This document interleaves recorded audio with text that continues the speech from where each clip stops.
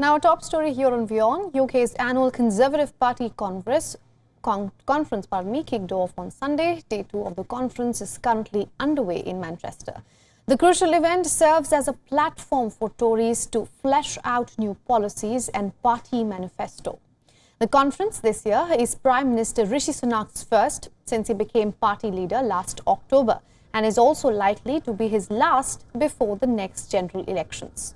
The very beginning of the event has highlighted the slew of divisions among the Conservative Party and also the pressure that Sunak faces while his party trails Labour Party in the latest polls. The conference on Sunday began by party's chair, Greg Hans, admitting that they are the underdogs heading into a general election amid widespread economic woes. While on the eve of the conference, a prominent party supporter, the boss of Iceland supermarkets, Richard Walker, announced that he was quitting the party. He accused the party of drifting out of touch during the cost of living crisis and showing an inability to deliver. Meanwhile, anti-government protesters took to the streets of Manchester ahead of the conference.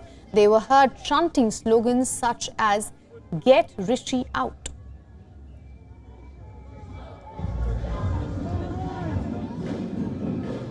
The first day of the conference saw a debate over tax cuts. Michelle Gove, the Levelling Up secretary, said that before the next election there should be tax cuts that would help working people.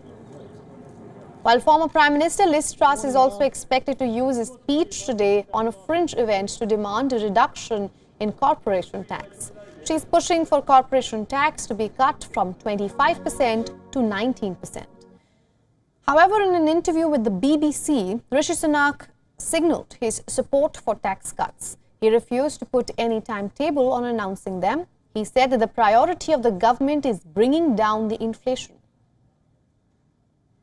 Britain's Treasury Chief Jeremy Hunt has also ruled out tax cuts ahead of his speech later today, saying that they would fuel inflation.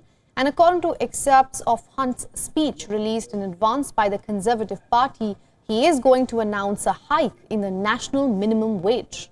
Hunt is planning to guarantee that the national living wage will rise by at least £1,000 next year. Meanwhile, the issue of HS2 rail link also remains unresolved as the Conservatives meet in Manchester. HS2 is a planned high-speed railway project billed as Europe's largest infrastructure project. It was meant to connect London with Birmingham, Manchester and Leeds. However, the government has already ditched the connection to Leeds. Sunak has so far failed to provide a clear yes or no answer on whether the project will go ahead. Sunak is also under growing pressure from members of his cabinet to take the UK out of the European Convention on Human Rights. Many Tories blame UK's inclusion in the convention for preventing the government from deporting asylum seekers to Rwanda. Home Secretary Suella Braverman is a long-time advocate of leaving the convention. However, moderates within the party challenge this decision. Among other issues, Sunak also faces calls to ban gender ideology from being taught in schools. Does the anti-growth coalition have any... Now, for more on this, we spoke to Jonathan Liss from London. He is the Deputy Director of the think tank British Influence, and he's also a journalist. Well, they're going to throw everything at it. Rishi Sunak has completely changed his strategy for the first sort of 10 months of his premiership from last October. He was kind of presenting himself as a steady figure who would sort of steady the ship of state, if you like, and after the turbulence of Boris Johnson and Liz Truss, and the party has been tanking.